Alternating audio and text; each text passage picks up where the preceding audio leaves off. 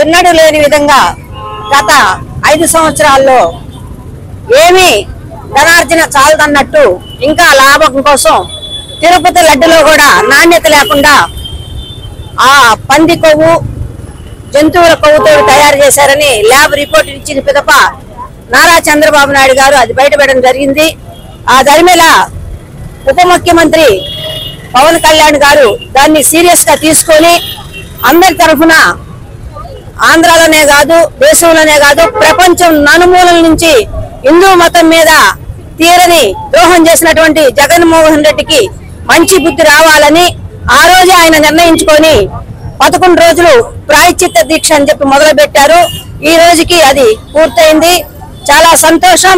ఎందుకంటే వైసీపీ ప్రభుత్వం అన్ని రకాలుగా ధనార్జన చాలక తిరుపతి దేవుడి మీద కూడా చూపించాడు.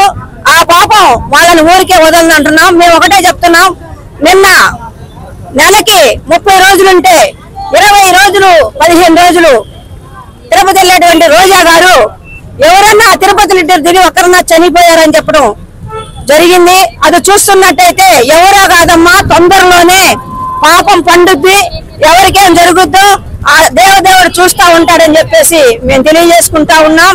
పవిత్రమైనటువంటి కొన్ని శతాబ్దాల నుంచి కూడా ఉన్నటువంటి కొలువైన వెంకటేశ్వర స్వామికి మీరు ఈ విధంగా ద్రోహం చేశారు, నేను డిక్లరేషన్ కోరుతున్నారు, మీరు డిక్లరేషన్ కోరుతున్నారు అని చెప్పి ఆయన దొంగ మాటలు మాట్లాడుతూ నిన్న డిక్లరేషన్ ఇవ్వకుండా వెళ్ళాడు.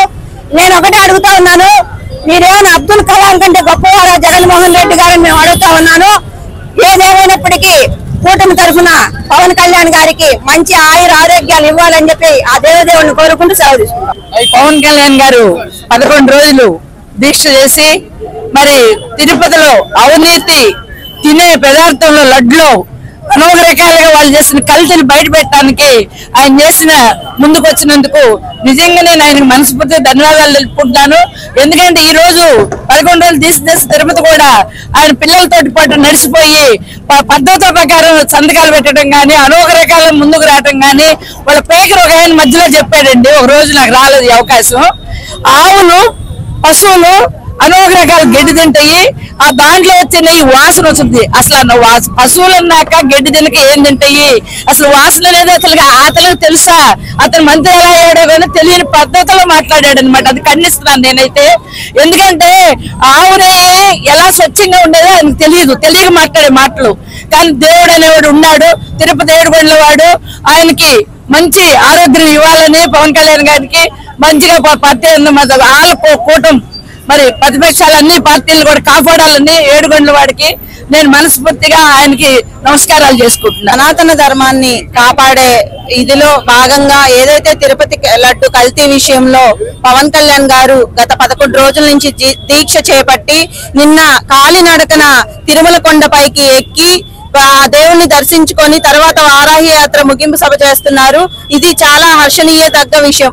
హిందూ ధర్మాన్ని కాపాడుతూ అలాగే పరమతాల్ని గౌరవించే పవన్ కళ్యాణ్ గారు లాంటి వ్యక్తి ఇలాంటి ధర్మాన్ని కాపాడాలి అనే మంచి ఉద్దేశంతో ఇది తీసుకున్నారు. దీనికి సంఘీభావంగా 4 రోజుల నుంచి కార్యక్రమాలు చేస్తున్నాము. ఈ రోజు నగర సంకీర్తన ఎంతో ఘనంగా జనసేన వీర మహిళలు, తెలుగు మహిళలు, అలాగే జనసేన నాయకులు, జన సైనికుల ఆధ్వర్యంలో చాలా ఘనంగా జరిగింది. ప్రతి కార్యక్రమాన్ని ఇలాగే విజయవంతం చేస్తామని తెలియజేస్తున్నాం. తిరుపతి లడ్డు విషయమై పవన్ కళ్యాణ్ గారు దీక్ష ప్రారంభించి 11 రోజులైంది. ఈ 11 రోజుల నుంచి దీక్ష పూర్తి చేసి ఆయన తిరుమలకి కాలినడకన ప్రయాణం చేసి వెళ్లి తిరుమల శ్రీ వెంకటేశ్వర స్వామి దర్శించుకున్నారు. సనాతన ధర్మ పరిరక్షణకై ఆయన ప్రాయశ్చిత్త దీక్ష చేస్తున్నందుకు మేమందరం సంఘీభావంగా తెలుగు మహిళలము, వీర మహిళలు అందరం కలిసి ఈ రోజు ఒంగోలు నగరంలో సంకీర్తన కార్యక్రమం నిర్వహించాము. ఈ కార్యక్రమం నిర్వహించడం కూడా చాలా గౌరవప్రదంగా కూడా అనిపిస్తోంది. ఎందుకంటే సనాతన ధర్మం కోసం పవన్ కళ్యాణ్ గారు చేస్తున్న దీక్షకి మేమందరం సంఘీభావం తెలుపడం అనేది చాలా ఆనందదాయకము. తిరుపతి ప్రసాదం అంటే ఎంతో పవిత్రమైనదిగా భావిస్తాము. అలాంటి తిరుపతి ప్రసాదంలోనే కల్తీ కలపడం అనేది చాలా అన్యాయము. ఇలాంటి వాటికి ఎవరైనా కానీ శిక్షకి తప్పించుకోలేరు. వాళ్ళందరికీ తగిన శిక్ష పడుతుంది. దేవుడు కూడా చూస్తానే ఉంటాడు. ఎవరికి ఏ విధమైన శిక్ష విధించాలో తప్పక విధిస్తాడు. ఈ కార్యక్రమానికి వచ్చిన తెలుగు మహిళలకి, వీర మహిళలకి, తెలుగు నాయకులకి, మళ్ళా జన సైనికులకి అందరికీ నా హృదయపూర్వక నమస్కారాలు తెలియజేస్తున్నాను.